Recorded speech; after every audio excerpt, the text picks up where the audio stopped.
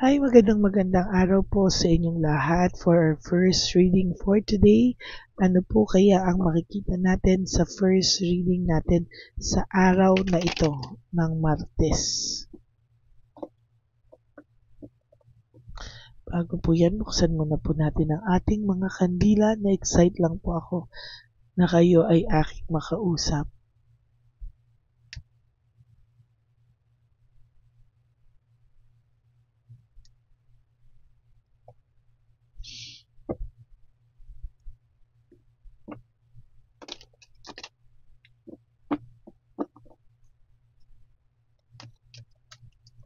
Palasahin lang po natin. I hope na panood nyo na po yung first and second reading. I'm sorry, nagpahinga po ako kagabi.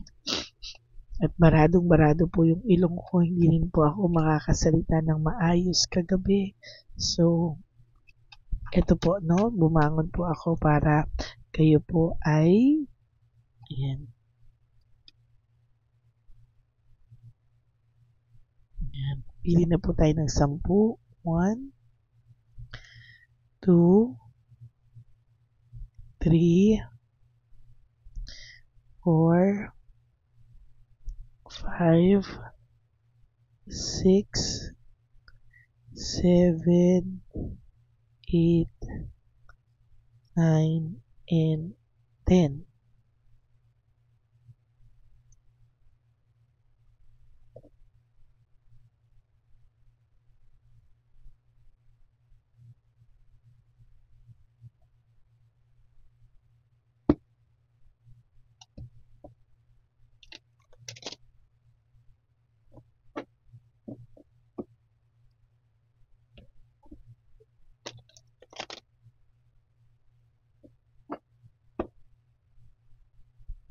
Ayan po.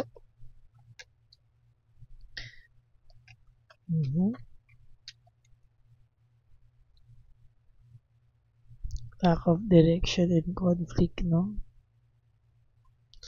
Pili lang po tayo ng 10. Meron ako nakikita po dito, may nahulog na lack of direction. 1, 2, 3, 4, 5, 6, 7, 8, 9, and 10.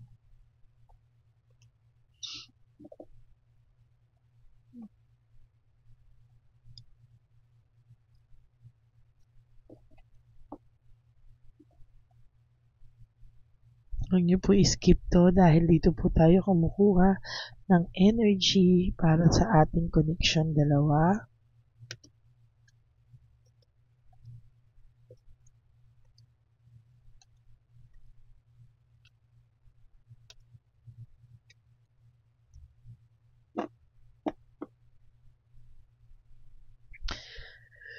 Bonus card po ito, no? So nakikita ko po there is this lack of direction, panay conflict po ang nangyayari talaga sa buhay niya, kaya po sa ngayon aborido yung taong ito at talagang binubuhay niya lang po every time yung galit niya po, no? Parang pinalalabas niya po na ikaw pa po ang may kasalanan sa kanya, pinapalabas niya po na ikaw pa po yung may kasalanan sa kanya, ikaw pa po yung nagkaatraso sa kanya, at ikaw po ang dahilan ng paghihiwalay niyo. Most of the time, ugali mo po ang sinisisi niya, no? Kaya sinasabi niya nagkaroon daw kayo ng conflict at nawalan daw po kayo ng direksyon.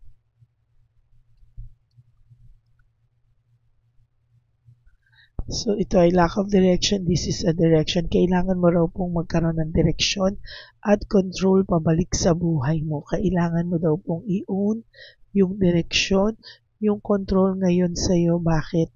Para daw po ikaw ay mas maging maayos sa mga susunod pang panahon. Ano? Sa nakikita ko po dito, kailangan po natin makita, no, kung ano po ang dapat para sa iyo, no? Kailangan mo pong i-focus sa sarili mo muna sa ngayon. Hayaan mo muna po siya, no, kung gusto kanyang bintangin, kung gusto niya pong pairalin yung galit sa puso niya. Alam mo, yung taong ito po, sa nakikita ko po, no, galit po siya sa mundo, no? Galit po siya sa mga nangyayari sa kanya, kaya lahat po talaga isisisi niya sa iyo. Masakit po ito magsalita at talagang um, hindi mo po minsan talaga ano, hindi mo po hindi mo po malulunok yung mga sabihin niya sa iyo, and yung mga sinasabi niya or sasabihin niya sa iyo or mga nasabi niya sa iyo. Sa totoo lang po, napakasakit po ng mga binitawan niyang salita para po i-convince yung sarili niya na ikaw ang may kasalanan. Ano? Gusto niya po talagang palabasin na nagkahiwalay kayo dahil ikaw ang may kasalanan. Para po yung guilt feeling, ikaw ang magdala, hindi po siya. No? Sa totoo lang po. You have to recover from this situation. You have to have improvement in your life. Clarity, no? From there, magsimula ka po. Alam mo po, kapag naging okay ka, nakita ng person mo na gumanda yung buhay mo nang wala siya, nakita niyang maayos ka, nakita niya po na talagang nag-improve ng malaki yung buhay mo, diyan niya po makikita yung worth and value na kinaya mo siya nang wala siya sa buhay mo, no? Kasi po ngayon napakalaki ng ulo nito na hindi mo daw po kakayanin mabuhay nang wala siya. Pero ayan po, hindi niya po talaga maiaalis na talagang sa nakikita ko po dito ay talagang ang laki po ng ulo niya na hindi mo kakayanin na mawala siya. Alam niya po na kahit hindi kayo nag-uusap ay nag-hold on ka pa rin dahil may takot ka sa pagbabago. Ayaw mo ng changes, gusto mo siya pa din. No, alam niya po yun at alam niya po, sinasabi niya po sa iyo na kahit papano po, hindi daw siya malulungkot, hindi daw siya matatakot dahil alam niya daw po pag ginusto niyang balikan ka, nandyan ka lang po dahil sobra mo pong na-spoiled itong taong to. Kaya lang po, talagang sa totoo lang, ang pakiramdam niya po is anytime daw, no, na gustuhin niyang bumalik, nandyan ka lang. Pero siya po ay nakakaramdam din ng matinding fear, sadness, and loneliness, no. Pinapanindigan niya na lang po ito kasi pakiramdam niya po parang sa ngayon malabo po ang lahat, no. Parang sa ngayon hindi niya din po alam ano yung kulang sa buhay niya, bakit siya may emptiness, bakit siya may lungkot, bakit walang direksyon ang buhay niya ngayon. Siya po yung nagli-living everyday, no, nagmamumuhay lang siya rin mag-isa, no. Parang nagigising siya at natutulog siya na wala siyang pakialam sa mundo. Sa totoo lang, no. Yan po yung masaklap, no. Ayan, okay, nagpapahinga po siya. There's rest, contemplation, nag-iisip-isip po ang taong ito, no. Sa totoo lang po, dahil sa sobrang taas po ng pride ng taong ito, ay, ayan, no, hindi niya po alam kung ano po yung gagawin niya kung hindi ipahinga, ayaw po nito ng toxic, ayaw daw niya ng stress.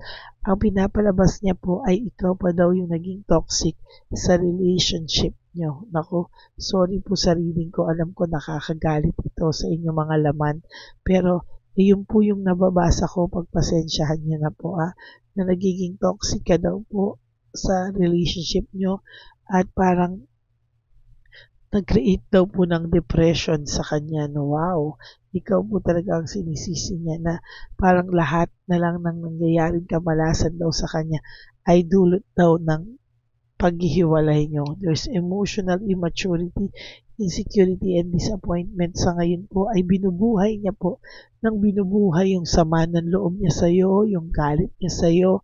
Bakit? Para po mapanindigan niya po yung mga bagay na ito, no?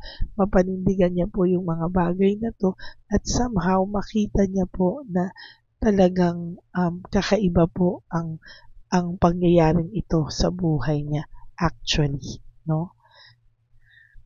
False success, living beyond means, hindi naman po siya masaya. Huwag kang mag-alala, no? At kapag ito po ay pinanindigan niya pa po yung current relationship niya sa ngayon, lalo po siyang magkakanda malas.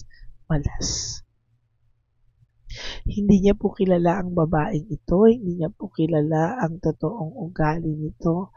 Ngayon pa lang po din sila nagkakalabasan ng baho, pero ang pakiramdam po kasi niya is kakayanin na lang niyang panindigan para hindi siya mapahiya sa lahat ng tao at sa lahat din po ng mga salitang binitawan niya sa iyo, no?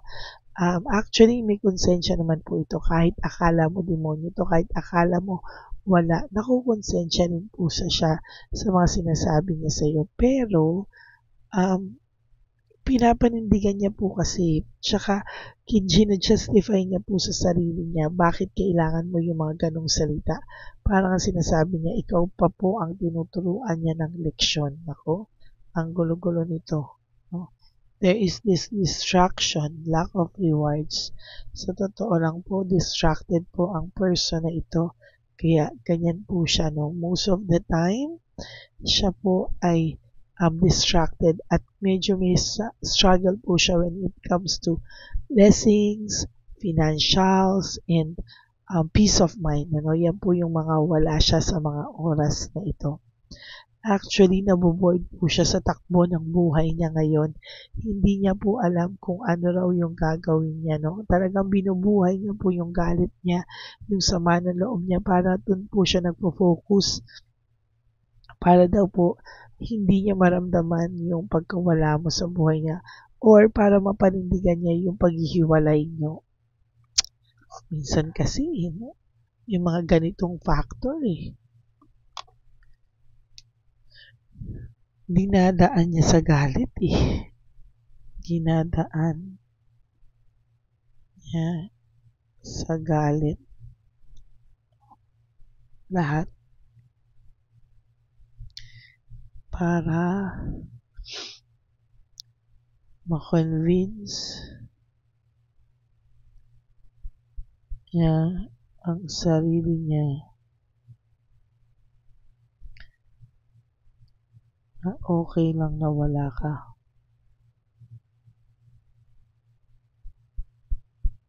Kasi affected din po siya no? Sa tagal niya po, affected din po ito. No? Parang dinadaan niya lang sa galit lahat para makonvince niya yung sarili niya na okay lang siya na wala ka. Pero sa totoo po, no, aburido siya. Sa totoo lang po, visit siya. And to tell you honestly, hindi niya rin po kaya nang wala ka. Pero pinipilit niya po para kayanin, pinipilit niya po talaga na mabwisit sa'yo at magalit sa'yo at isipin yung mga, ang style niya po, strategy niya po, iniisip niya po yung mga hindi magandang nangyari, iniisip niya po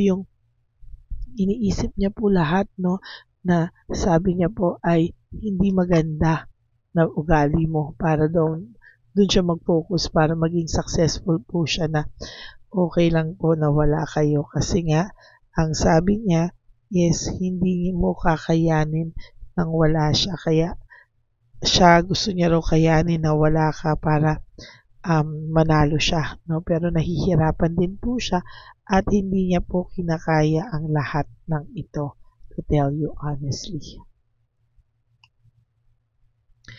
No direction, unpredictable. Sa totoo lang, sa nakikita ko po, dito ay medyo may malungkot po ito talaga. No? Wala talaga siyang direction.